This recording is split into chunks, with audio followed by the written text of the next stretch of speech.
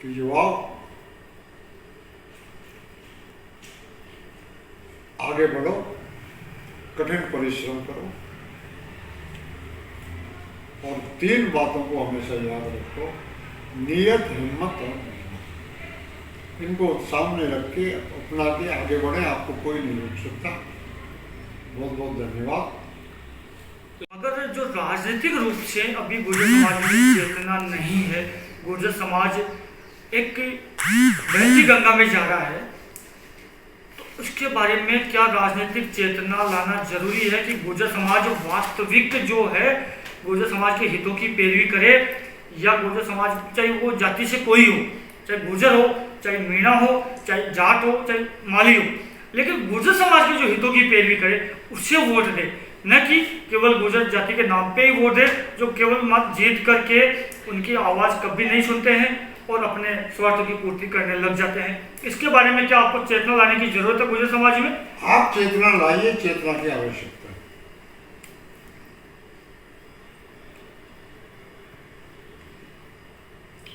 मेरा आपके माध्यम से गुर्जर क्षेत्र के अलावा कहीं से रहा हो तो मुझे बता दो। ये आपका जवाब है सारी बातों का। तो आपका कहना और सुनो, इस देश में 36 कौम नहीं है, केवल 2 ही कौम है, चतुर और मूर्ख। और मूर्ख चतुर का भोजन है। जब तक हम हमारे फर्ज को नहीं पहचानेंगे, हमें स्वाभिमान नहीं होगा, हमें कर्तव्य परायणता नहीं होगी, हम कुछ नहीं कर सकते। पहचानो अपने आप को कि हमें क्या चाहिए, हम कौन है। मैं किसी की बुराई नहीं करता, ना मैं आज तक किसी के खिलाफ बोला, मैं किसी के खिलाफ नहीं बोलता। कर्नल साहब, आपने गुर्जर समाज को काफी कुछ दिया है, गुर्जर समाज के लिए काफी। परिभाषा क्या है आंदोलन की? परिभाषा क्या है पता है आपको? वॉइस अनहर्ड इज आंदोलन। जब आपकी आवाज नहीं सुनी जाती है तो आप आंदोलन करते हैं। हमने जगह जगह हम गए, मंत्रियों से मिले, सबसे मिले, किसी ने हमारी आवाज ही नहीं सुनी। जब पहली बार हमने 2006 में रेल रोकी, उसके पश्चात हमारी आवाज सुनी गई। और कुर्बानी तो देनी पड़ती है, हर चीज की कीमत चुकानी पड़ती है।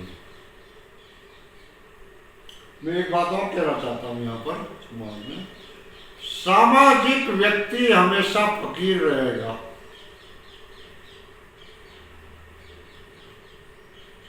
समाज का काम करेगा सामाजिक नेता, फकीर रहेगा, वो धनवान नहीं हो सकता। मुझे आप बता दो, किसी ने भी मुझे कोई भी आर्थिक हेल्प दी हो तो मुझे बता दो। मेरी पेंशन से मैं चलता हूं।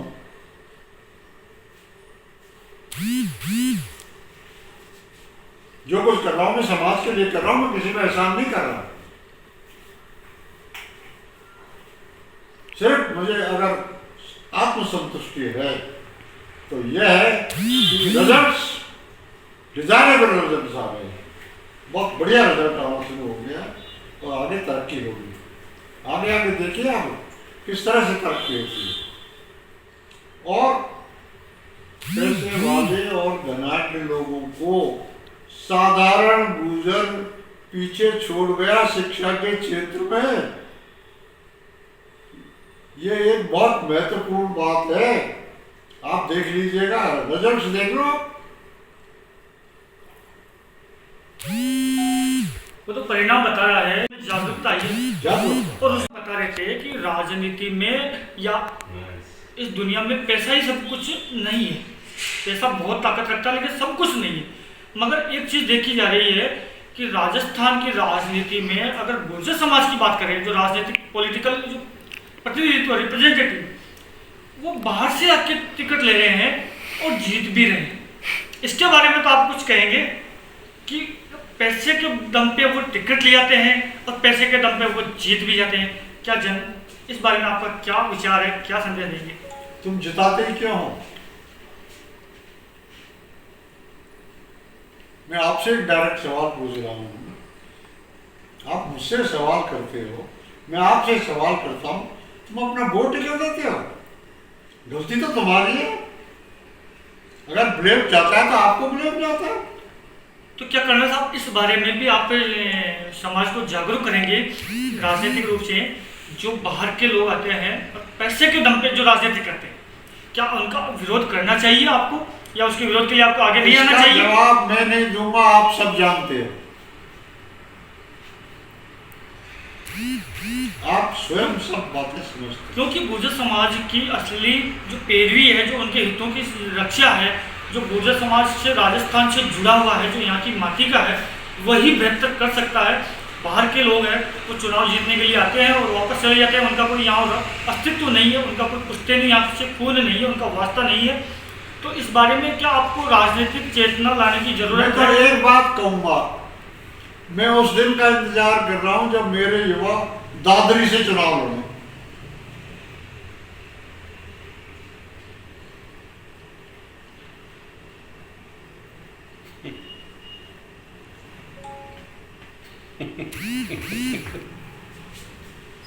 चुनाव लड़ना कोई बुरी बात नहीं मेरी है। बात का समझो, दादरी में जाकर चुनाव लड़े, मैं उस दिन का इंतजार कर रहा हूं।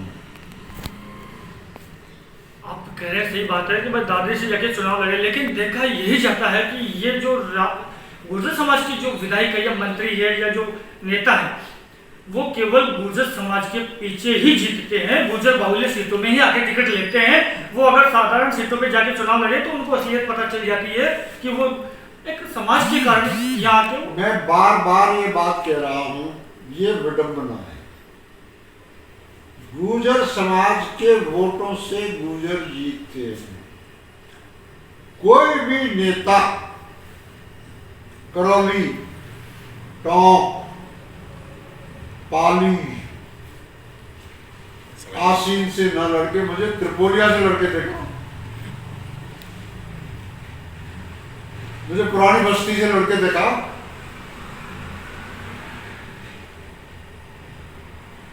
तब जानू मैं तो।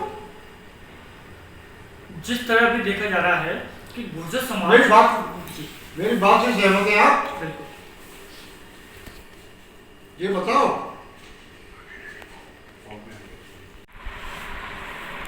कि पैसा बहुत कुछ है, लेकिन पैसा सब कुछ नहीं है।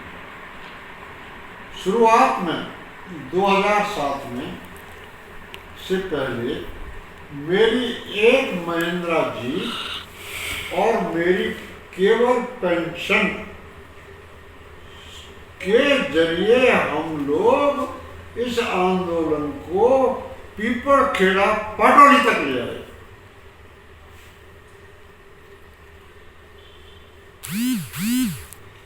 और जब दिल्ली का पैसा समाज में प्रवेश किया, मेरा आरक्षण का मूवमेंट कुछ समय के लिए पंगु हो गया था। हमने मेरी पेंशन से, एक महिंद्रा जीप से इस आंदोलन को पीपलखेड़ा पाटोली लेवल पे लाके खड़ा कर दिया, या हमने साबित कर दिया।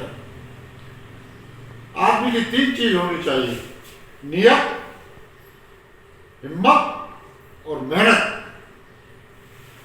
जिस आदमी में 3 चीज है और जिस समाज में 3 चीज हैं, उस समाज को कोई नहीं रोक सकता। नियत, हिम्मत और मेहनत।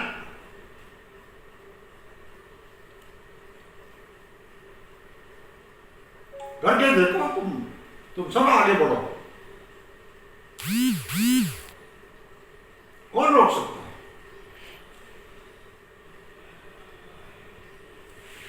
बैचलर साहब, आंदोलन की शुरुआत आपने कब की थी?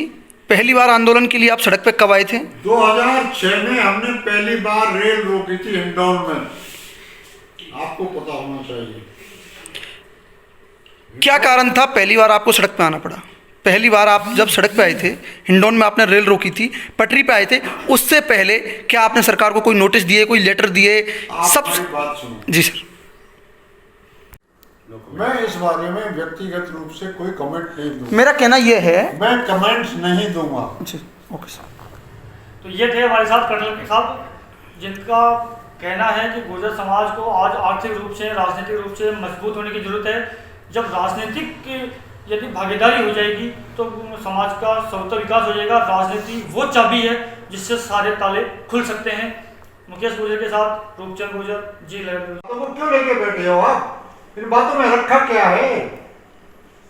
मान लो एक आदमी जा रहा है, उसमें काबिलियत है तो जाने दो। एक राजनीति एक ऐसा क्षेत्र है जिसमें गुर्जर समाज की बात कर रहा हूँ मैं, कि उसको पर्याप्त प्रतिनिधित्व नहीं मिल रहा है। चाहे असेंबली हो इलेक्शन, चाहे पार्लियामेंट के इलेक्शन हो। गुर्जर समाज के साथ में दोनों ही जो मेन पार्टियां पॉलिटिकल पार्टियां हैं वो धोखा कर रही है, इतने पर्याप्त संख्या में टिकट नहीं दे रही है। आपको एक नए सिरे से सोच बदलना होगा। मैं केवल इतना ही कहूंगा।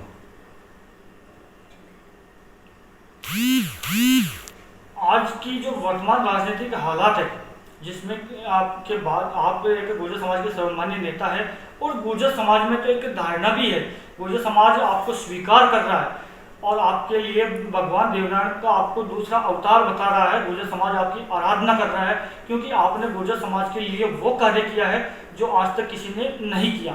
या तो गुर्जर समाज की वजह से, भगवान देवनारायण की वजह से गुर्जर समाज की पहचान है, या फिर कर्नल किरोड़ी सिंह बैसला के कारण गुर्जर समाज को आज पहचान मिली है। चाहे राजनीति का क्षेत्र हो, चाहे एजुकेशन हो, चाहे सरकारी नौकरी का हो, चाहे जागरूकता हो। और सबसे बड़ी बात तो है कि जो अवेयरनेस आई है वो आपके कारण ही आई है।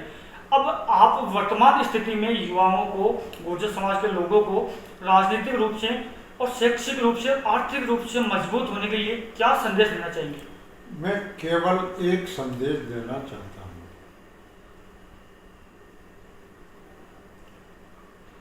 युवाओं को केवल एक ही बात ध्यान में रखनी चाहिए, और मेरा संदेश है, there is no substitute for hard work.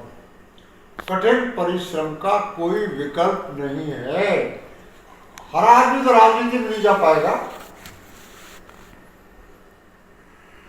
राजनीति वाले राजनीति करो, समाज का काम करने वाले समाज का काम करो, और युवाएं जो है मेहनत करें, रात दिन परिश्रम करें, कठोर परिश्रम करें, और करके दिखाएं कि हम किसी से कम नहीं है।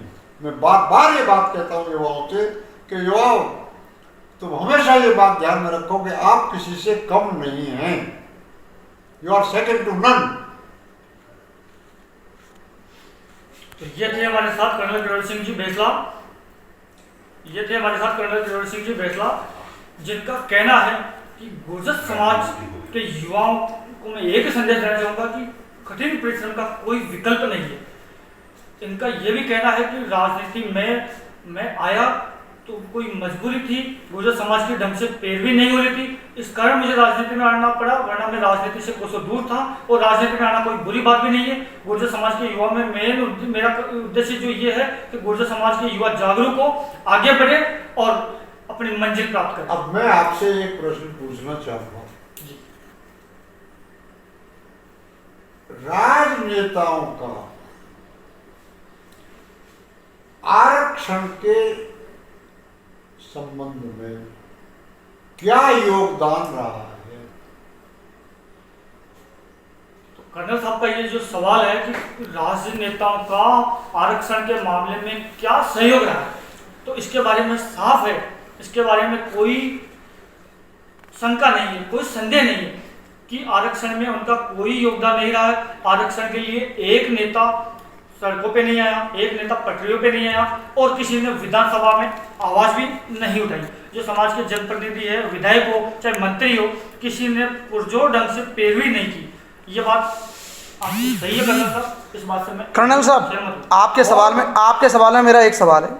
आपने कहा समाज की राजनेताओं में किसने पैरवी की। आपने पिछले फरवरी में एक आंदोलन किया था, सड़क पर उतरे थे, पटरियों पे आप आए थे, लगातार 20 दिन से ज़्यादा वो आंदोलन चला।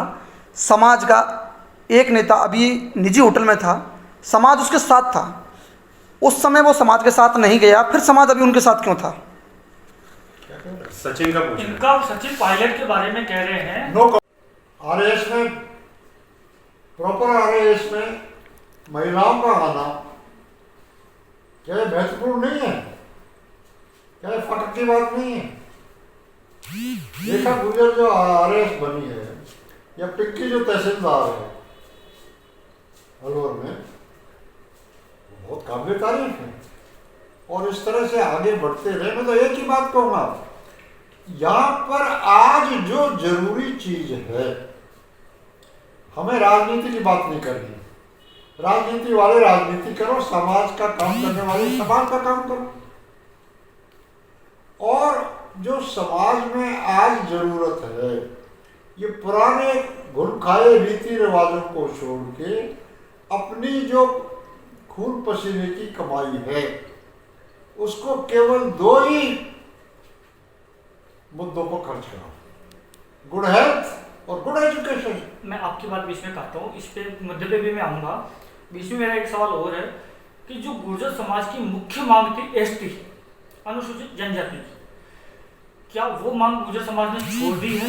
देखिए, जहां तक शुरुआत तो करनी है, एसटी में कितना टाइम लगता है? एसटी में बहुत टाइम लगता है, लेकिन जो आज 5% से लाभ हुआ है, कल ही रिजल्ट निकला है सब इंस्पेक्टर्स का। मुझसे कोई कह रहा था कि 40 से ऊपर आपका नंबर है। क्या ये बड़ी उपलब्धि नहीं है? निश्चित, निसंदेह ये एक अच्छी उपलब्धि है, अच्छी शुरुआत है। आप जो गुर्जर समाज के लिए एक नारा दे रहे हैं, गुड हेल्थ और गुड एजुकेशन, क्या गुर्जर समाज इतना सक्षम है कि वो गुड हेल्थ और गुड एजुकेशन दिला सकता है? गुर्जर समाज के बारे में जो एक राय है और स्थिति है, वो ये है कि गुर्जर समाज काफ़ी आर्थिक रूप से भी टूटा हुआ है, आर्थिक रूप से संपन्न नहीं है। तो वो गुड हेल्थ और गुड एजुकेशन कैसे पॉसिबल है? आप ध्यान से देखिए, यदि आप समाज का अध्ययन करें तो समाज में जो फालतू खर्च हो रहा है, शादी विवाह में खर्च करना, धार्मिक कथा भागवतों पे खर्च करना, इसको बंद करो और सारा जो आपकी कमाई है उसको आप केवल 2 ही मुद्दों पर खर्च करो। जैसे मैंने पहले बताया था, गुड हेल्थ गुड एजुकेशन, आपको कोई नहीं रोक सकता। आप MBBS के रिजल्ट्स देखिए। करौली जिले में बौड़ एक गांव है, एक साधारण गुर्जर परिवार से भाई बहन एक साथ MBBS में आना, मैंने उनको इनाम दिए। देखिए, भक्ति सेवा बने चिकित्सा कर।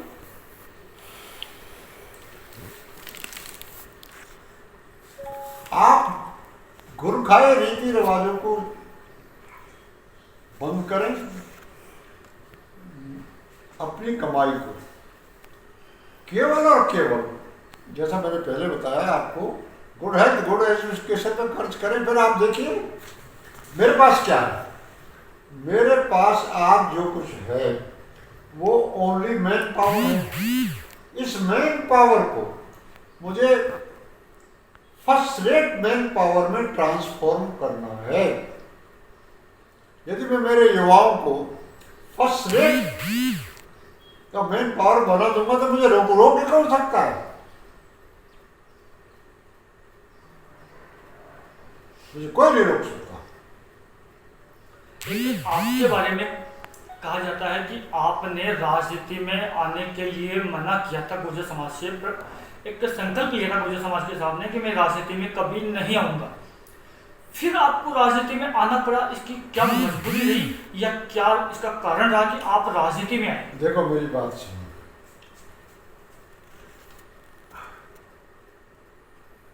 यदि बाबा अंबेडकर पार्लियामेंट में नहीं जाते तो क्या ST SC को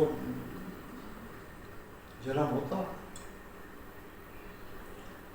आपको मैं यहाँ एक बात और बताना चाहता हूँ, राजनीति वो चाबी है जिससे सारे ताले खुलते हैं। यदि आपका सही आदमी, सही रिप्रेजेंटेटिव, प्रतिनिधि हो तो आपको बहुत कुछ करके देगा। और मान लो मैंने चुनाव लड़ भी लिया तो क्या कर दिया? आप मेरे और तो जो मैंने और कुछ किया वो तो देखो।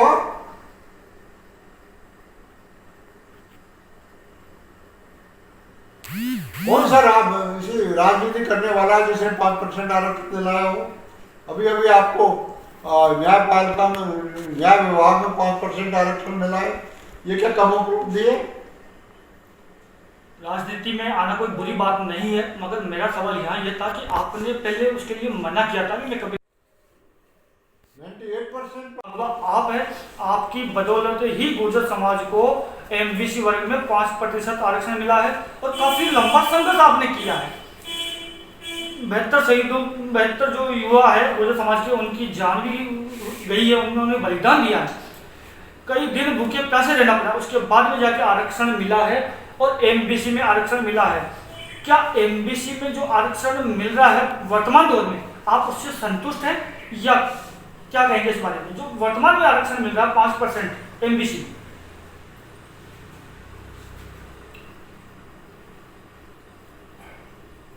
देखिए, जहां तक आरक्षण का प्रश्न है, मैं आरक्षण की शुरुआत को लेकर चल गया। जब मैंने पहले देखा था, समाज को नजदीक से देखा, तो समाज में वो जोश नहीं था, वो कर्मठता नहीं थी। उस वक्त हमने छोटी छोटी मीटिंग करके, नुक्कड़ मीटिंग करके, मीटिंगें करके 267 मीटिंगें की और समाज में जागरूकता लाने की कोशिश की, जागरूकता आई। आरक्षण के मिलने से जो शिक्षा के प्रति रुझान बढ़ा है वो महत्वपूर्ण है।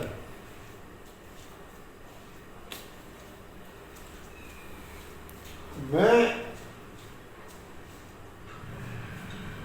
ये कहना चाहता हूं कि फिलहाल 5% आरक्षण जो समाज को मिल रहा है, ये तो शुरुआत है और हम आरक्षण के भरोसे क्यों रहे? ये तो बिगिनिंग है, ये तो शुरुआत है, एक जरिया है। मैं चाहता हूं कि मेरा समाज इतना योग्य बने कि वो बगैर आरक्षण के मुख्य धारा से जुड़े। ठीक है, आरक्षण का लाभ मिल गया, आपको एक रास्ता मिल गया, हमने एक रास्ता दे दिया, लेकिन हमें आरक्षण के भरोसे नहीं रहना है। यहां पर मैं दो बात कहना चाहूंगा।